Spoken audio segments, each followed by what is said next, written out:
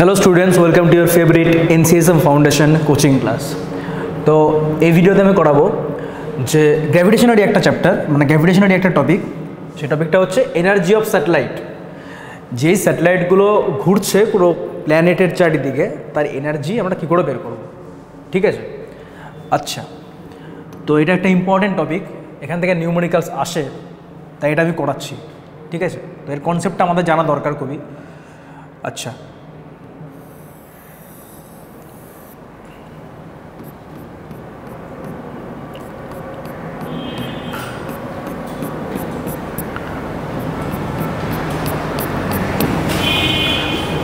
তো এখানে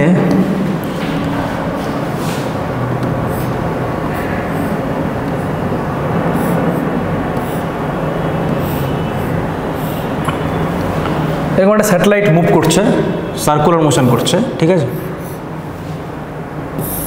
এরকম একটা স্যাটেলাইট সার্কুলার মোশন করছে।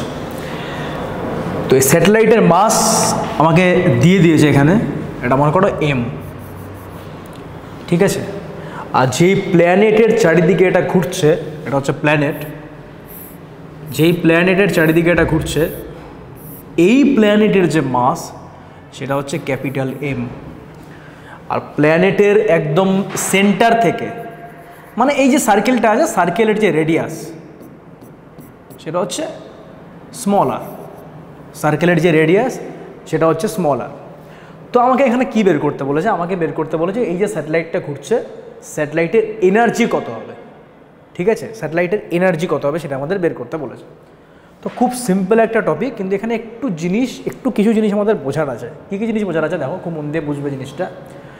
এখানে অ্যাকচুয়ালি কী কী এনার্জি আছে একটুখানি দেখা যাক। তো এখানে দেখো মেনলি এই যে স্যাটেলাইট, এই স্যাটেলাইটের দুটো এনার্জি আছে, ঠিক আছে? তো টু এনার্জিজ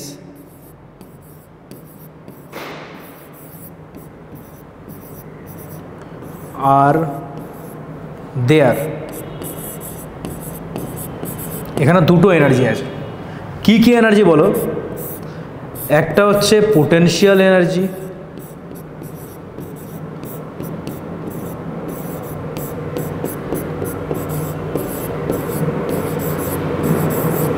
আরেকটা হচ্ছে কাইনেটিক এনার্জি।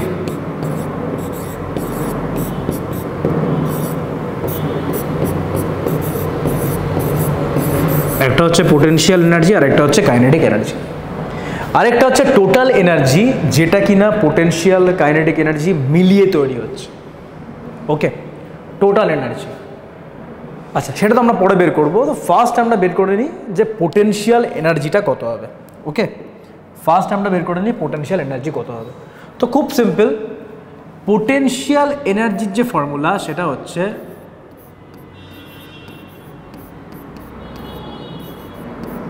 পোটেনশিয়াল এনার্জির যে ফর্মুলা সেটা এর ক্ষেত্রে কি হচ্ছে, এর ক্ষেত্রে আমি এটাকে ধরছি ইউ। তো এর ক্ষেত্রে আমি কি লিখবো বলো? Potential formula energy minus G, যেখানে জি হচ্ছে gravitational constant, into mass of this planet, এই প্ল্যানেটের মাস অর্থাৎ যা চারিদিকে ঘুরছে, আর স্যাটেলাইটের mass into small M by এই যে সার্কেলটা আছে, সার্কেলের radius small R, minus G M M by R. এটা হচ্ছে পোটেনশিয়াল এনার্জি কার? এই স্যাটেলাইটের, ঠিক আছে? যেখানে রেডিয়াস হচ্ছে আর। এরপর আমাদের কি বাকি থাকলো? আমাদের বাকি থাকলো কাইনেটিক এনার্জি। এইবার কাইনেটিক এনার্জি বোঝার আগে একটা জিনিস তোমাদেরকে বলবো, সেটা খুব মন দিয়ে বুঝবে। দেখো, যখনই কোনো একটা পার্টিকেল বা কোনো একটা অবজেক্ট সার্কুলার মোশন করে, তখন সার্কুলার মোশন করানোর জন্য যেই ফোর্সটা লাগে তাকে আমরা বলি কি? Centripetal force. কি বলি? Centripetal force. একটা হয় সেন্ট্রিপেটাল ফোর্স আর একটা হয় সেন্ট্রিফিউগাল ফোর্স। ওকে, তো সার্কুলার মোশন করানোর জন্য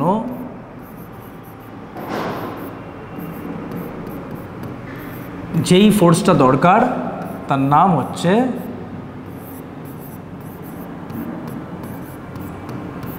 সেন্ট্রিপেটাল ফোর্স। তার নাম কি? Centripetal force. ওকে, তো এখন এই সেন্ট্রিপিটাল ফোর্স, এটা ডিরেকশন কি হয়? তো আমি ডিটেলসে এখন বোঝাবো না, এটা সার্কুলার মোশনে আছে। তো এই সেন্ট্রিপিটাল ফোর্সের যে ডিরেকশন হয় সেটা হয় সেন্টারের দিকে, সেটা হয় সেন্টারের দিকে। ওকে, তো এটা হচ্ছে সেন্ট্রিপিটাল ফোর্স। এবং এই যে সেন্ট্রিপিটাল ফোর্স এটা কার রেসপেক্টে হয়? এটা হয় ইনার্শিয়াল ফ্রেম অফ রেফারেন্সের রেসপেক্টে। ফর এক্সাম্পল, তোমার কোনো বন্ধু যদি নাগরদোলায় চড়ে আর তুমি যদি সেটাকে বাইরে থেকে দেখো, তো তুমি হচ্ছ ইনার্শিয়াল ফ্রেম, কারণ তুমি বাইরে দাঁড়িয়ে আসো আর তোমার অ্যাক্সিলারেশন 0। ওকে, তোমার অ্যাক্সিলারেশন 0, তার মানে তুমি কী ধরনের ফ্রেম? Inertial frame. তো তোমার রেসপেক্টে তোমার বন্ধুর ওপর যে ফোর্স কাজ করছে সেটা হচ্ছে সেন্ট্রিপিটাল ফোর্স, যার ডিরেকশন সেন্টারের দিকে। বাট তোমার বন্ধু যখন নাগরদোলায় আসে, তোমার বন্ধুর সাপেক্ষে মানে তোমার যে বন্ধু আছে তার সাপেক্ষে তার ওপর যে ফোর্স সেটা হচ্ছে সেন্ট্রিফিউগাল ফোর্স। মানে যদি কোনো কারণে নাগরদোলার ওই যেখানে বসে সেটা যদি ছিটকে চলে যায়, তখন মনে হবে কেউ একটা ফোর্স ওকে বাইরের দিকে ধাক্কা দিচ্ছে, তো সেটা হচ্ছে সেন্ট্রিফিউগাল ফোর্স।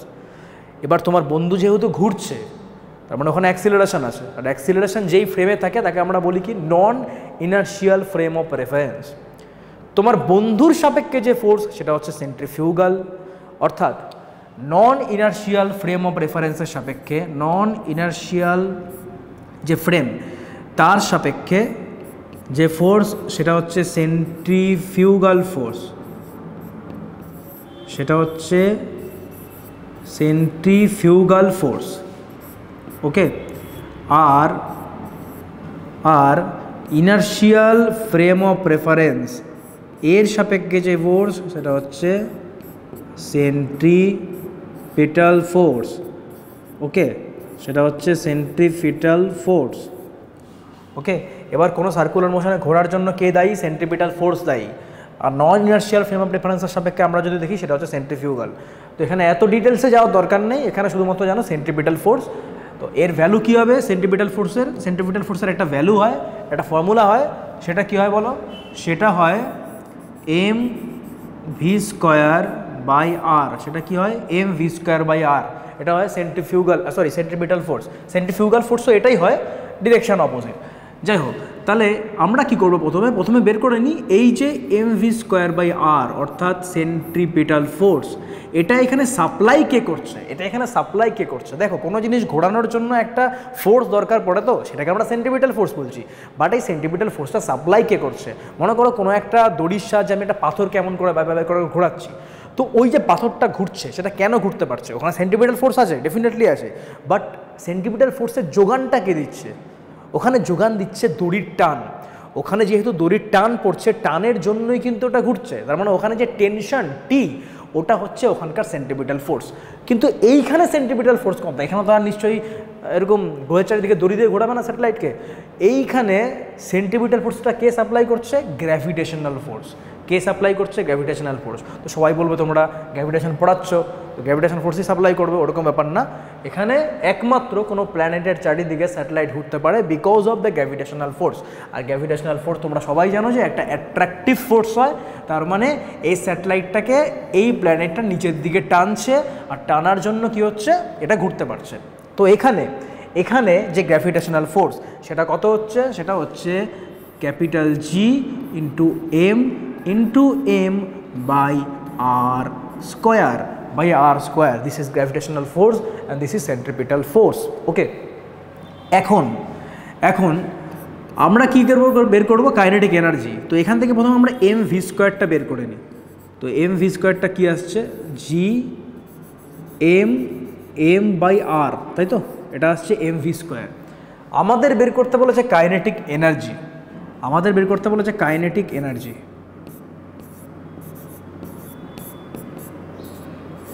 তো কাইনেটিক এনার্জি ফর্মুলা কি আসছে? হাফ mv², তাই না? এটা হচ্ছে হাফ mv²। তো হাফ mv²-এর মধ্যে mv² তো আমরা বের করেই ফেলেছি, gmm/r। তো তার নিচে শুধুমাত্র একটা 2 বসাতে লাগবে। তো gmm/2r। This is kinetic energy, যেটাকে আমরা বলতে পারি কে দিয়ে বোঝাতে পারি। তো একটা আসছে পোটেনশিয়াল এনার্জি, যেটাকে আমরা লিখছি ইউ দিয়ে, আর ইউ ইকুয়াল টু কত আসছে মাইনাস, এই মাইনাস সাইনটা ইম্পর্টেন্ট, মাইনাস GMM/r, আর একটা কাইনেটিক এনার্জি কী আসছে স্যাটেলাইটের, এইটা আসছে GMM/2r, তাই তো। তো এখন আমাদের বের করতে লাগবে টোটাল এনার্জি কত, এখন আমাদের বের করতে লাগবে কি টোটাল এনার্জি কত স্যাটেলাইটের, ঠিক আছে।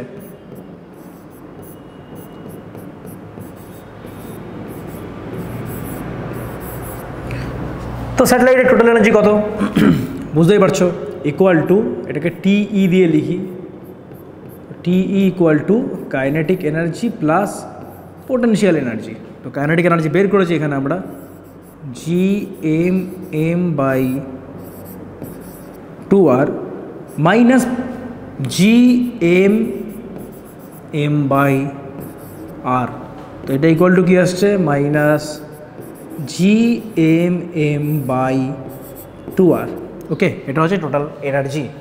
আচ্ছা, এবার এইগুলো তো বের করা খুবই সহজ, kinetic energy, potential energy, total energy, কিন্তু মেন নিউমেরিক্যালস কেমন টাইপের থাকে এখান থেকে আমাদের অবশ্যই ফর্মুলা তো মনে রাখতেই হবে, যে ফর্মুলা কী হচ্ছে, আর ফর্মুলা যদি নাও মনে থাকে আমরা এমনি বের করতে পারবো এখান থেকে, এখানে ডেরিভেশনের খুব একটা দরকার পড়ে না, যদি খুব মনে নাও থাকে এমনি বের করা যাবে, ঠিক আছে। যদি শুধুমাত্র পোটেনশিয়াল এনার্জি আমরা জানতে পারি, আর যদি mv²/r এটা ইকুয়াল টু GMM/r জানতে পারি, তাহলে এমনি বের করা যাবে। আচ্ছা, তো আমাদের মেনলি নিউমেরিক্যালস করার জন্য যেটা প্রয়োজন হয় সেটা বলে দিচ্ছি, সেটা হচ্ছে এখানে আমরা যদি বের করতে চাই যে পোটেনশিয়াল এনার্জি, বলো পোটেনশিয়াল এনার্জি, কাইনেটিক এনার্জি আর টোটাল এনার্জি এর রেশিও কত, পোটেনশিয়াল, কাইনেটিক আর টোটাল এনার্জি এর রেশিও কত। তো রেশিও কী করে বের করবো, সিম্পল, এখানে প্রথমে একটা কাজ করো, GMM/r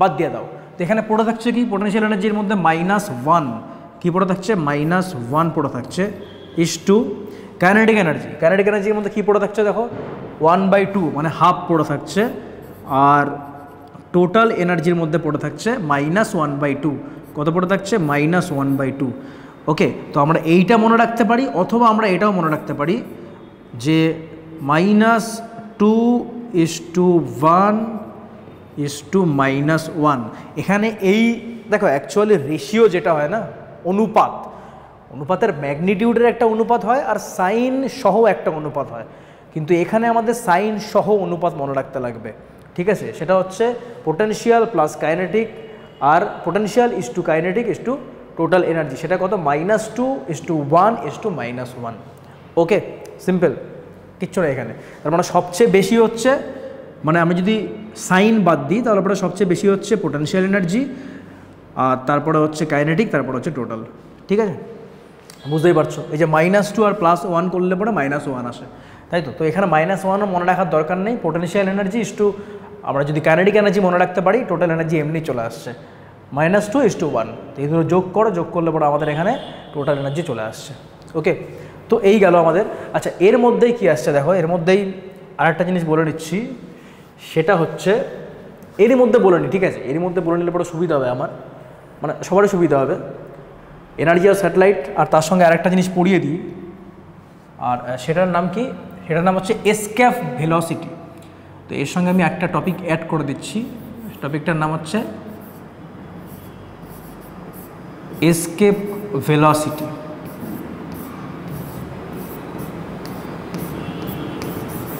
টপিকটার নাম হচ্ছে কি এসকেপ ভেলোসিটি, এই টপিকটাও আমি আজকে পড়িয়ে দিচ্ছি এখন, ঠিক আছে, ছোট্ট একটা টপিক, কিছুই নেই, ঠিক আছে। আচ্ছা, তো এসকেপ ভেলোসিটিতে চলে আসি আমরা, ওকে।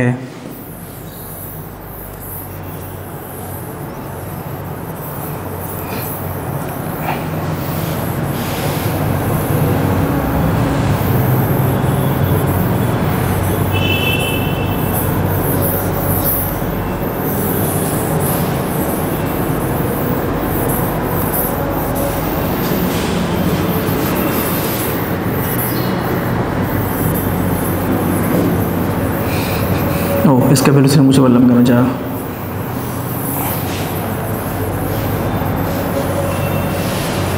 ओके। तो আমরা এসকেপ ভেলোসিটিতে চলে আসি। আচ্ছা, তো এসকেপ ভেলোসিটিতে কি হচ্ছে দেখো, অ্যাকচুয়ালি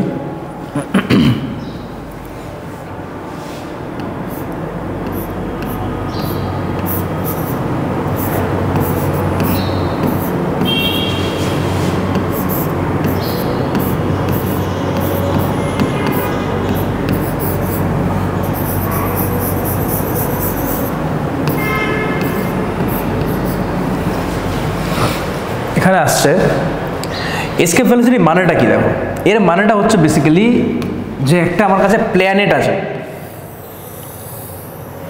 একটা প্ল্যানেট আছে যার মাস হচ্ছে ক্যাপিটাল এম, আর এর যে রেডিয়াস সেটা হচ্ছে আর, ঠিক আছে। এবারটা আমি কি করছি দেখো, আমি একটা অবজেক্টকে এখান থেকে ছুঁড়ে মারবো, এমন করে ছুঁড়ে মারবো যাতে এটা আর এই প্ল্যানেটে ফিরে না আসে। মানে একটা পৃথিবী থেকে একটা অবজেক্টকে এমন করে ছুঁড়ে মারবো যাতে সেটা ফিরে না আসে। তার মানেটা কি? তার মানেটা হচ্ছে সেই অবজেক্টটাকে আমি মিনিমাম এমন ভেলোসিটি দেবো, মিনিমাম এমন ভেলোসিটি দেবো যাতে সেটা পৃথিবীতে বা ওই প্ল্যানেটে ফিরে না আসতে পারে। তো সেই ভেলোসিটিটাকে আমরা বলবো কি এসকেপ ভেলোসিটি, সিম্পলভাবে বোঝো, ঠিক আছে। তার মানে অ্যাকচুয়াল জিনিসটা কি? জিনিসটা হচ্ছে আমি এটাকে এমন ভেলোসিটি দেবো যাতে এটা এই প্ল্যানেটের যে গ্র্যাভিটেশনাল ফিল্ড তার বাইরে বেরিয়ে যেতে পারে, ঠিক আছে। মানে ওই ফিল্ডের মধ্যে যাতে না আসতে পারে। আর দেখো ফিল্ড তো অসীম পর্যন্ত বিস্তৃত, মানে ফিল্ড পুরো ইনফিনিটি পর্যন্ত বিস্তৃত কোনো একটা পার্টিকুলার প্ল্যানেটের যে ফিল্ড, কিন্তু একটা টাইমের পরে গিয়ে তার যে প্রভাব বা তার যে এফেক্ট সেটা কমে যায়। ওকে, তো আমরা এটা বলতে পারি যে গ্র্যাভিটেশনাল ফিল্ডের যেই প্রভাবটা সেইটা যখন থাকবে না তখন এই অবজেক্টটা কী হবে, আর ফিরেই আসবে না। তো আমাদের গ্র্যাভিটেশনাল ফিল্ডের বাইরে বের করতে হবে, ঠিক আছে। আচ্ছা, তো সিম্পল কিছুই না। তো আমরা কি করছি, মনে করো এই অবজেক্ট যেটা আছে তার মাস হচ্ছে এম, আর এখানে আমি যে ভেলোসিটি দিলাম ছোড়ার জন্য সেটা হচ্ছে ভিই মিনস এসকেপ ভেলোসিটি। এখন আমাকে ভিইর ম্যানটা বের করতে হবে। তো খুব সিম্পল, কিছুই না। এখানে দেখো যখন এই প্ল্যানেটের ওপরে এই মাসটা আছে তখন এর পোটেনশিয়াল এনার্জি আছে একটা, তো এটাকে আমি বলছি U1। এখানে U1 কত? Minus G capital M into m by r, okay. আর কাইনেটিক এনার্জি কত? যেহেতু আমি স্পিড দিয়েছি ভিই, তো কাইনেটিক এনার্জি হচ্ছে হাফ এম ভিই স্কোয়ার, তাই তো? এটা হচ্ছে কাইনেটিক এনার্জি, এটা হচ্ছে পোটেনশিয়াল এনার্জি। এবার আমি যখন গ্র্যাভিটেশনাল ফিল্ডের বাইরে বের করে দেবো অবজেক্টটাকে, তো আউট অফ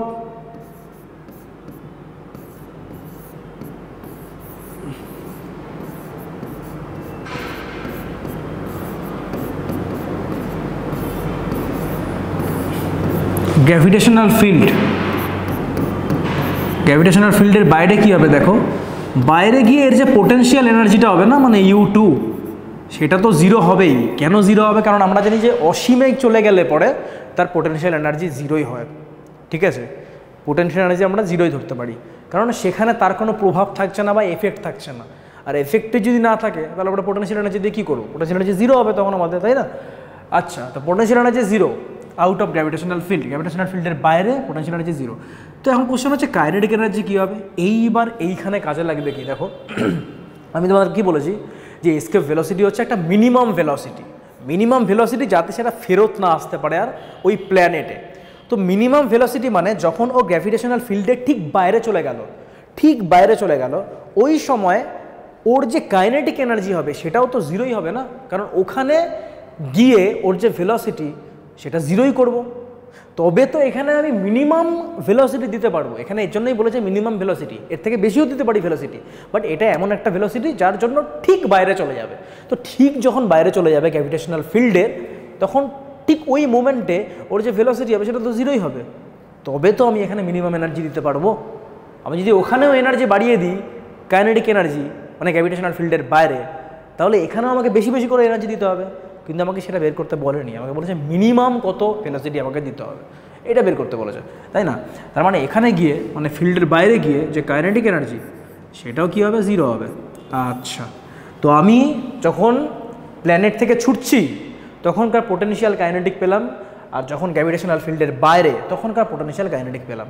এবার যদি আমরা এনার্জি কনজারভেশন ইউজ করি, এনার্জি কনজারভেশনের যে ল সেটা যদি আমরা ইউজ করি, তবে আমরা কি বলতে পারি দেখো, অ্যাকর্ডিং টু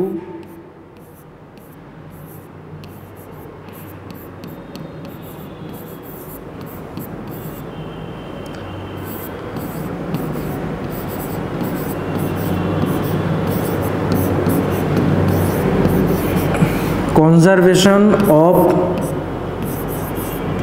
মেকানিক্যাল এনার্জি, তাই না? এটা মেকানিক্যাল এনার্জি না, মেকানিক্যাল এনার্জির মধ্যেই তো পোটেনশিয়াল এনার্জি আর কাইনেটিক এনার্জি পড়ে। তো মেকানিক্যাল এনার্জির কনজারভেশন যে ল ওই অনুযায়ী আমরা কি বলতে পারি, U1 plus K1 equal to U2 plus K2। তো U1 আমরা এখান থেকে পেয়ে যাচ্ছি minus GM/R plus half mv square, আর out of gravitational field 0 plus 0, simple. তার মানে এখান থেকে কী আসছে, এখান থেকে চলে আসছে হাফ, আচ্ছা এম আর এমটা কেটে দিচ্ছে এখান থেকে, তো এখান থেকে থাকছে half V square equal to GM/R, তাই না? তার মানে এখান থেকে কী আসছে, এখান থেকে আসছে VE equal to root 2GM/R, root 2GM/R, ঠিক আছে? এটা হচ্ছে escape velocity for any planet. এবার এটাই যদি স্পেশালি পৃথিবী হয়, আর্থ হয়, তো আর্থের ক্ষেত্রে এসকেপ ভেলোসিটি কত হবে? সিম্পল, কিছুই না, এখানে আর্থের ক্ষেত্রে এসকেপ ভেলোসিটি কত হবে, VE equal to root 2GME, E means earth, আর এখানে রেডিয়াস করে দিই ই, ঠিক আছে? আচ্ছা, তো এখানে কত আসছে দেখো, এখানে আসছে, এটা সব কিছুর ক্ষেত্রেই বের করতে পারবো, সব প্ল্যানেটের ক্ষেত্রেই বের করতে পারবো, কিন্তু এখানে আমি একটা ম্যাগনিটিউড বের করতে চাই, এর জন্যই আর্থকে নিয়ে আসলাম, ঠিক আছে? তো এখানে লিখে দিচ্ছি for earth.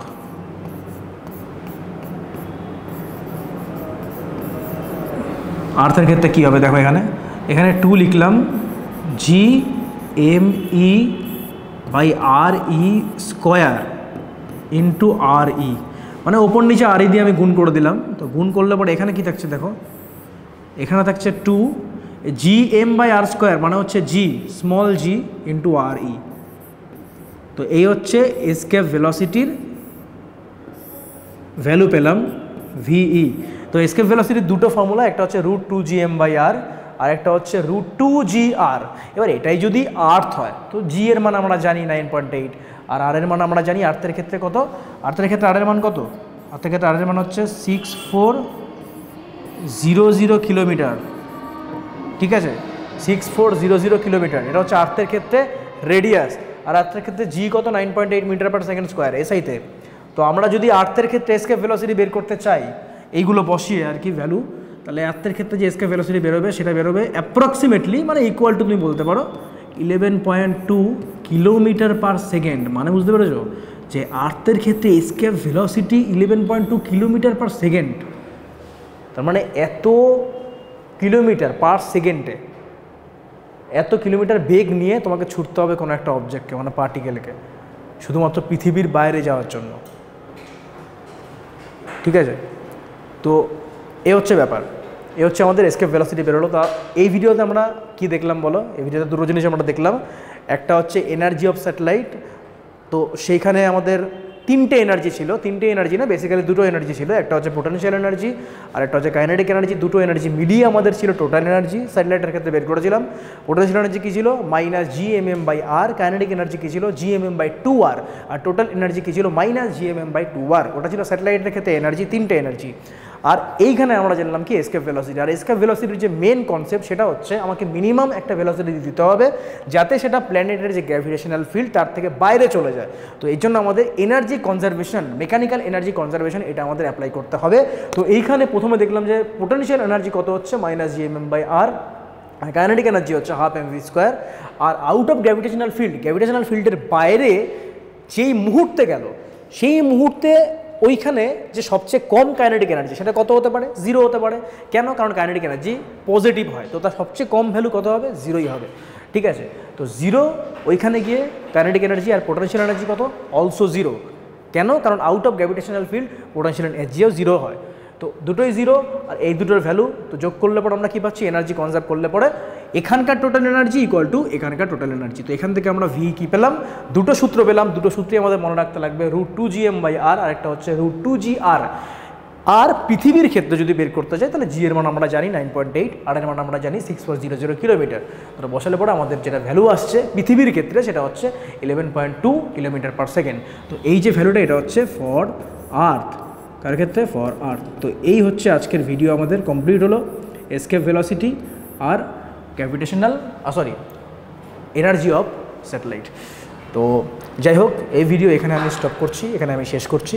So thank you so much, thank you very much for watching this video. Thanks.